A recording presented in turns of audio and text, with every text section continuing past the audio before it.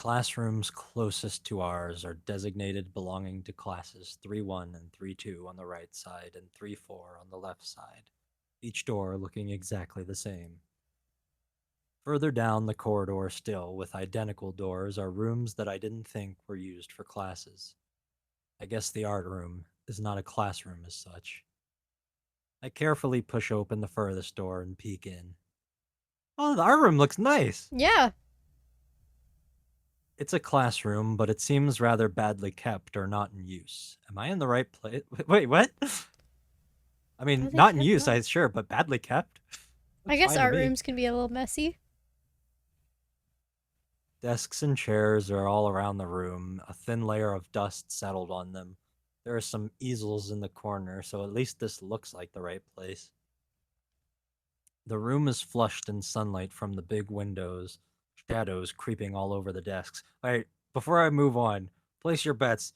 Who are we gonna see in the art room? Are we gonna be introduced to a new character or find like Hanako or somebody in here? Oh, it'll definitely be Lily, right? Painting something? Does she paint? Well, she's blind, so I would assume probably not. It was a bad joke. Specks of dust are dancing in the stagnant air, making the beams of light almost visible. Jokingly, I call into the empty room. Anybody, huh? Oh, Something catches my eye and I stop mid sentence. did it auto skip for you too? Yeah. Oh, hello. Oh, if this girl and Emmy joined up, they'd have all the extremities. Oh, she's eating with her foot. I did not even, like, I was so focused on the fact she was wearing a boy's uniform, I didn't even clock that. Sitting on a desk is a short-haired girl. Oh, she's wearing a boy's uniform, so she doesn't have to wear a skirt. Given the current activity, that would make sense. Sitting on a desk is a short-haired girl, curiously wearing a boy's uniform with a fork between her toes, a morsel of food stuck firmly on the end. This odd way of dining seems to be caused by her apparent lack of hands, What? but her presence here is what takes me aback even more. How did I miss her before? She's sitting in a corner very still, but I still somehow took her as part of the furnishing or a statue at first glance. It's the pose she's in. It's very very artistic pose. Very. She's cute too. Very tomboy, like very what's the word? Androgynous almost. Mm-hmm. I'm not being too observant today as a whole.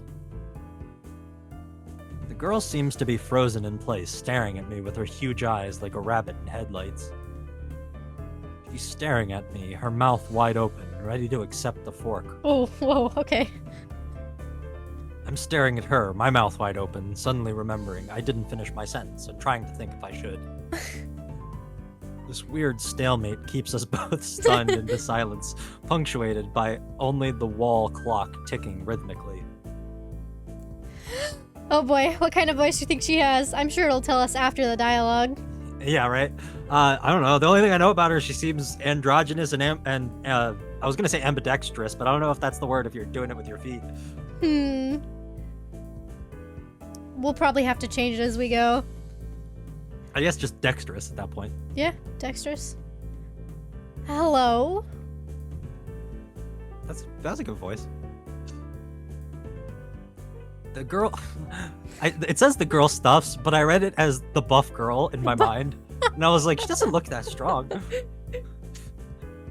The girl stuffs the forkful in her mouth and is now staring at me expectantly, chewing. This is a bit awkward. Hello. I was told to pick up some supplies from here for some festival stalls, I think. I didn't think there would be someone here. There isn't. That's why I came here too.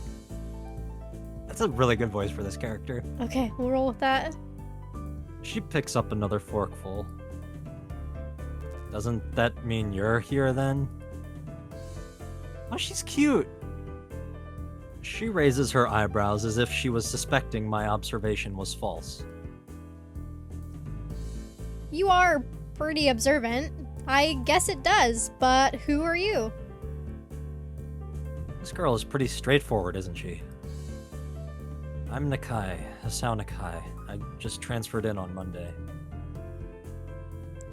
I'm Rin. Tezuka Rin. Rin Tezuka. Bond. James Bond. That face is amazing. I won't shake hands with you, but at least we know who we are now. That's very nice. Her deadpan manner of talk. Oh, she has a deadpan manner of talking. Her deadpan manner of talking makes it hard to determine whether she's joking about shaking hands or not. It kind of bothers me. Joking about these matters doesn't feel appropriate at all. While I'm trying to figure out what's appropriate and whether this girl is, she seems to have lost interest in me and is now gazing yearningly back at her food. Can I continue my lunch? If you don't mind me, I won't mind you. That was perfect. Awesome. If you need to get your stuff, the supplies are at the back. Go right ahead, but lunch, school's already over for the day. What word would you use then? There is no word for a meal. You eat after lunch, but before dinner, right?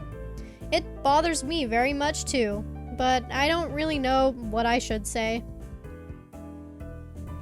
I don't think you're supposed to eat a meal between lunch and dinner to begin with. Not a very open mind, this guy. Yeah, It's right? a running theme.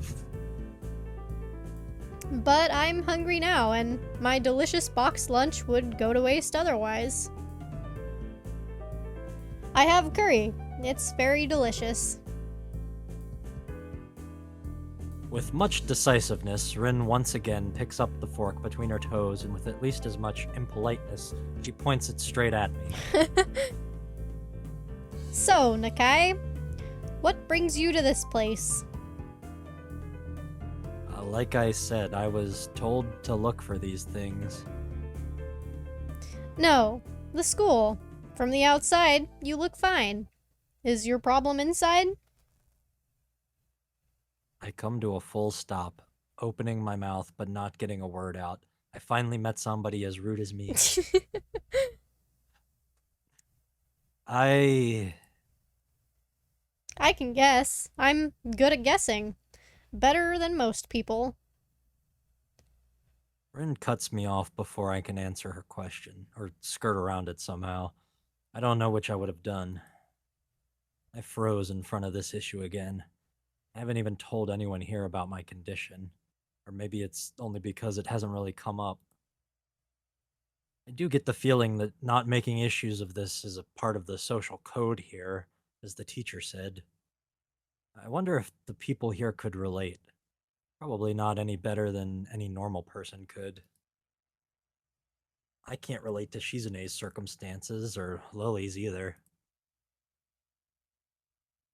Naturally, while I go through this in my head, Rin keeps considering what my condition could be with an overtly contemplative look on her face. She puts her fork between her lips and leans back, looking at the ceiling as if the answer was written up there. A beam of light illuminates her face from the window side, creating a mask of dark shadow on the other side. I don't think it's anything in your head. And something in your guts would be boringly ordinary, like this lunch of mine. And less delicious. The problem must be in your pants. I like her. This messed up Sherlock Holmes kind of statement and the sheer lack of tact it was delivered with catches me completely off guard.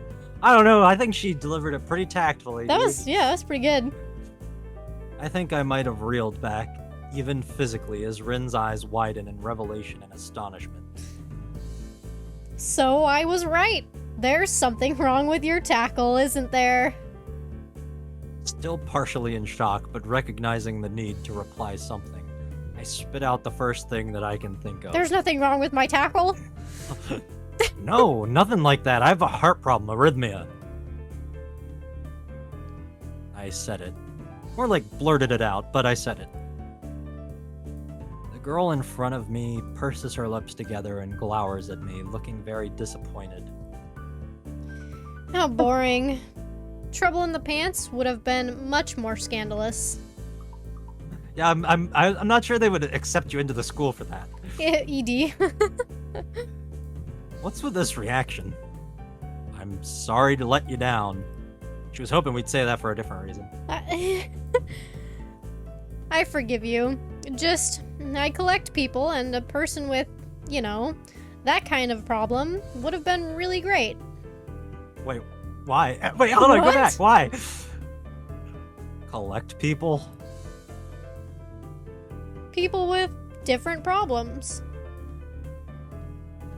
So you just, go around asking people what's wrong with them? Pretty much. I see. With little left to say, Rin resumes her lunch and the conversation dies away, but I keep thinking about what was said. It's the first time I told anyone else about my condition. All the other people have either known about it already or heard about it from someone else. Or didn't need to know about it like every other student here so far. Should I have told it as a natural part of introductions? Is it expected of me? Hi, I'm Hisao. I have a very serious heart condition. Is that how I'm supposed to go around introducing myself from now on? As if our disabilities would define... I mean, you're using it to define everybody. Yeah. What a disgusting thought. Yeah, you're one Judging to talk. somebody solely based on their disabilities. Or maybe this Tezuka girl just has an unnatural interest in such things. As I walk to the back of the room to pick up the items on Misha's list, a chance opens to study Rin from the corner of my eye. Her hair is a burnt... Oh, no, it's fucking not. Yeah, definitely not. Her hair is a burnt auburn, almost orange, and cropped short. Long hair would probably be impossible with no arms. That's a good point. What? Why? Like brushing it out, because you can, she can eat with a fork, but I'm not sure that she could hold a hairbrush and brush the back of her hair. Couldn't she just have somebody else brush her hair? Yeah, or she could get one of those bear scratching posts against the wall and just Or a cat scratcher. Yeah, exactly. The boy's uniform and lack of arms make her look very thin, almost scrawny. She's not particularly pretty. Wow, okay. Wow. She's not particularly pretty except for her murky green eye. Wow, dude, he fucking hates her. Which flicker restlessly from below her short bangs even when she eats. The distance and the shadows make it seem like they don't reflect sunlight at all, but instead absorb all of it within them like deep wells. You know the frog girl from My Hero Academia? Froppy? Yes, I'm getting similar personality vibes. I can see that. She moves her feet almost as deftly as a normal person would use their arms. However, I can see how this sight could discomfort people, especially while eating. It makes me feel a bit uncomfortable, at least. Some people are weird about feet. I mean, it's not like she has a ton of other options unless she wants to get somebody to feed her. Yeah. She could just eat directly off the plate. Yeah, I feel like that would make people more uncomfortable. Yeah. Nom nom nom nom. I hesitate to think about the word unnatural, but it's too late now, isn't it? Wow. I mean, I didn't want to think of a mean word, but it's just happened. I already thought about it. Can't help it. I keep searching the cabins and shelves for Misha's things, but after enough time passes, the silence grows too uncomfortable. So I try to force some conversation out of this strange girl. So, do you always eat alone and this late, or do you get the occasional visitor? Visitors. Maybe you are my first occasional visitor, but I don't always eat alone either. Oh, she's hoping we become an occasional visitor. Sometimes I eat with a certain person on the roof if she's not horsing around. who's this? Who's this certain person? Horsing? Emmy. I'm gonna say Emmy. She likes to do sports. A good guess. Oh. And that's all I can think of to say. Good conversation. Both of us fall silent again as Rin forks the last bits of her meal into her mouth. You know, this expression is appropriate given how bad we are at the conversation just now. I look down at my haul and double check it with Misha's lists. It seems I have everything except plywood. So I think I have all the things now. That's very nice for you. Don't feel obligated to stay. I was about to take a nap anyway. Obliged. You need to do whatever you are going to do with that stuff anyway, right? Or perhaps you like to watch girls sleeping? I'm not sure what to make of this, but Rin looks serious. Well, even if I did, I think I have to be going. I don't know, dude. She seemed like she was genuinely offering. I'll catch you around, Tezuka. You can call me Rin. I feel that our relationship is at this point good enough to warrant this much. I feel like I'd be very good friends with Rin in real life. I was already turning to make my exit, but she draws me back in. Fine, then. I'm Hisao. Then you are. Rin looks at me hard in the eyes, but that intimidating feeling you get when someone stares at you isn't there. It's like she's actually not looking at me at all. She blinks a couple of times, and I can't figure out why a pause like this just popped between us out of nowhere. See you later, Hisao. There's something like a tiny smile there in her face, maybe. I quietly back out of the room. As I shut the door in front of my face, I whisper to myself, "What an interesting person."